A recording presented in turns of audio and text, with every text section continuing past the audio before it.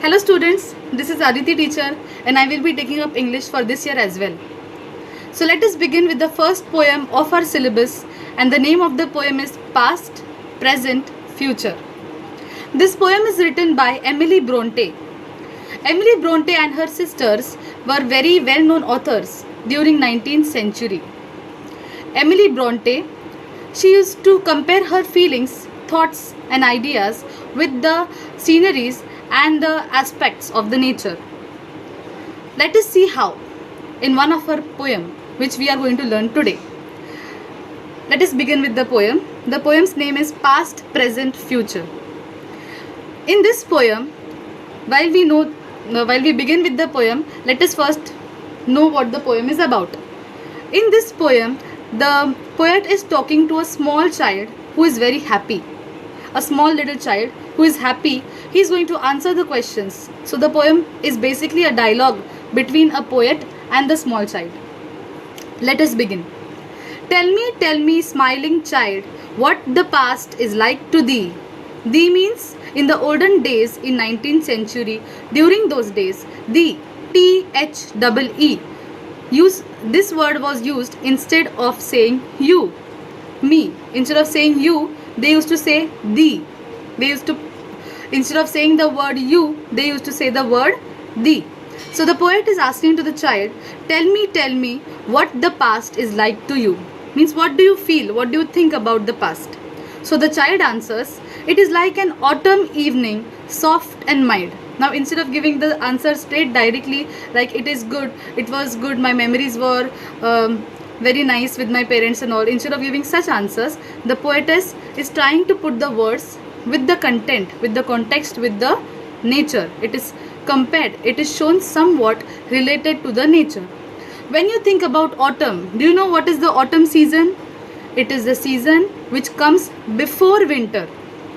And during that season, you see that the leaves of the trees are shedding off. Can you imagine, in so many movies and so many pictures in the computer also, the desktop part always shows this picture in which the orange leaves, the dried leaves are fallen down. You must have imagined. In the same way, the poet is trying to compare the natural aspects with the context to the feelings of the child. Let us understand. An autumn evening, soft and mild. The past was like an autumn evening which is soft and mild. Soft and mild means it was not bad. He has good memories about the past, which are like autumn season in which the leaves are fallen down. In the same way, the memories of a child are gone. Those are just memories. The past is the events which are already happened in your life. An autumn evening, soft and mild, with the wind that sighs mournfully. When you think about something which was very thinking about the picnic you had gone last year, how you describe your picnic? I had so much of fun, and hush, I want to go back, right? So the sighing mournfully, the wind, it is like the wind which has gone mournfully. Quietly it has passed out from your life. The memory has already took place. For example, the event has already been done. Means like you have gone to picnic, you came back, you have so many memories with you. So it was like an autumn evening which was soft and mild, where the wind came and took out his memory from his life. That event was gone. That moment was gone. So the past is the situation which are already happened in your life. In the second stanza, in the second paragraph, the poet is again asking the child one more question. Tell me what is the present hour. The first question was, what was the past hour? Now the second question is, what is the present hour to you? So the child answers, it is like a green flowery spray. Here the spray doesn't mean the perfume spray bottles. The spray simply means the branches of the trees. Green and flowery spray. Students try to imagine green and flowers completely, the branch is completely covered with the greenery and it has a lot of beautiful flowers on it, where a young bird sits gathering its power. Imagine a bird sitting on a beautiful branch covered with green leaves and flowers means he has so much of beautiful things around him. The bird is sitting on that branch to mount and fly away. To mount means to gather your energy, to climb up on something, to grab the opportunity. The present hour, the current situation. Present means what? Present is the current situation. For example, I am teaching you and you are listening. So the child here describes the present as the beautiful branch of a tree on which uh, a bird is sitting and gathering its power, doing hard work, planning what to do, what he will do in the future. What is the bird thinking sitting on the branch? He's sitting there so that he can visualize, so he can think, now what next, what I will do next, right? In the same way, if you compare the same natural aspect, the nature's aspect in the real life, you can think as if you are sitting somewhere, you're sitting at your home, you are taking all the precautions so that in the future you safely move out. Nowadays everyone is at home, right? So why are you sitting at home? To gather your power, to work hard, to do studies, to keep yourself protected. And then, so why are you doing all these things? So that someday you are prepared enough to go out, right? In the same way, the bird is sitting, he is thinking what he will do in the future. He is doing all the hard work. He has been thinking, he has been planning from a very long time. He has a lot of opportunities in front of him. So the present hour is something which you should always be very active. You should keep on doing something, and then you should prepare yourself for the future. Now, in the third paragraphs, what is the future? Happy one? The poet is asking the question. And what is the future? The past was like the autumn evening, which has gone already.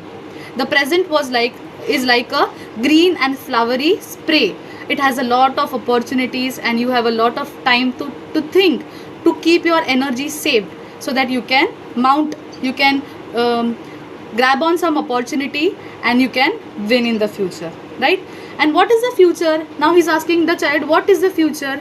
Is it a happy one? Now, do you already know what is going to happen in future? No. So the child answers, a sea beneath a cloudless sun. A sea, imagine a sea, a beautiful sea. Whenever you look at the oceans, you look at the sea, you see a lot of water everywhere. So there is a sun, a beautiful sun, and under that, and that too there are no clouds. So you can see the sun directly falling in the sea. A mighty means a very big. Glorious means something which is worth giving prize, which is really very crucial, important. Dazzling, when the sunbeams are falling on the water surface of the sea, you can see the waves sparkle and they look so beautiful.